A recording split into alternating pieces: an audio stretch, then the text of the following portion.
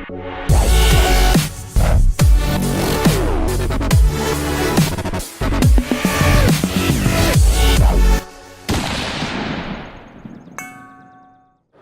guys, it's Rusty here from Impact Dynamics, and I'm here with Ted from American Rifle Company. That's how right. are you, Ted? Hello, how are you? Good to meet you, and you enjoying the show? Yes, we're having a great show. Very good. Now you're probably, well, in Australia anyway, probably best known for the Mausingfield actions. Yes, this is a Mausingfield. It's basically a Mauser bolt with a detachable bolt head, a Springfield extractor. It's basically mechanical Springfield ejector. It's a mechanical ejector. It doesn't use a spring-loaded plunger. Basically works like a Mauser. All that is packaged within a receiver that is comparably is very comparable to a Remington 700 in size. It's compatible with triggers used for the 700, chassis, stocks, magazines, and we'll talk more about magazines because we have a new one now. But so that's where the name Mausingfield comes from. It's a combination of Mauser, the Remington footprint, and the Springfield ejector makes it a Mausingfield. In addition to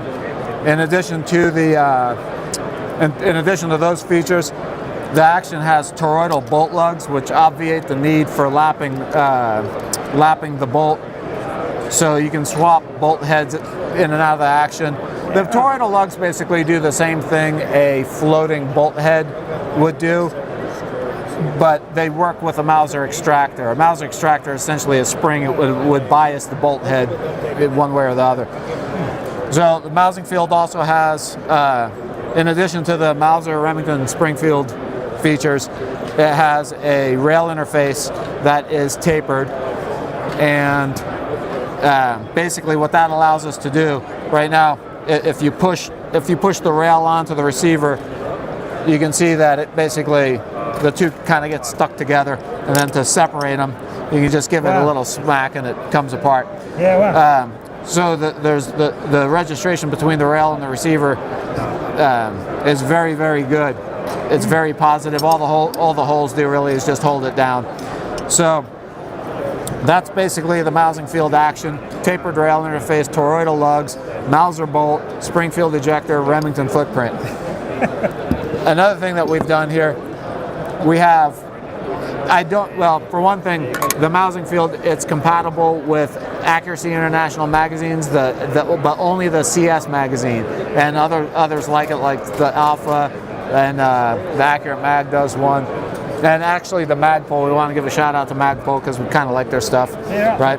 So it's compatible with all that. However, it's not compatible with the AW magazine, and everybody asks me why, so this is my answer to it. We just introduced a double stack center feed magazine, 10 round, or actually 11 round capacity, just 3/8 of an inch longer than the AW mag, and I needed the extra length so the cartridges can transition to center. So that's basically what's new. Also new is the fact that from now on, Mausingfields come supplied with a finish, same price. We've got they retail for $1,600.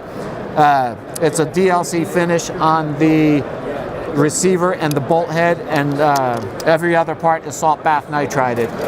I didn't think there was a safe way to do salt bath nitrided finish on the receiver and the bolt head. And that's basically it.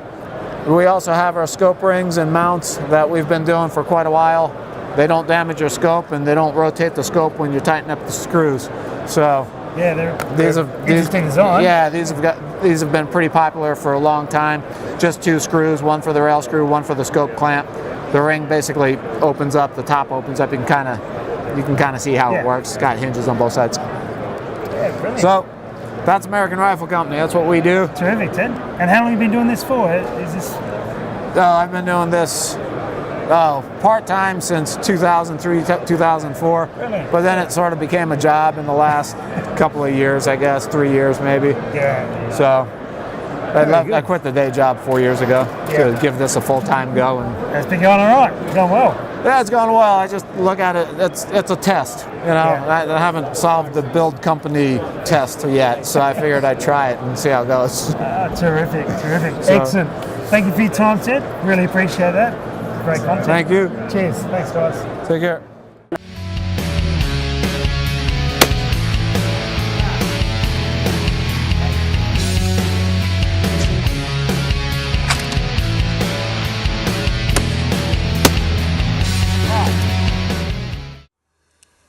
But it gives you a really good indication of visibility, as you can see behind us here. When you get some elevation, you can see for kilometers, and it makes for really good shooting. I can loosen it, or I can tighten her up, and then when I move my hips back to whatever position I'm in, it eats up that slop, and now I don't have that fluttery that movement's gone. reticle and everything, and then I'm good to go. And I'm able to freaking move everything.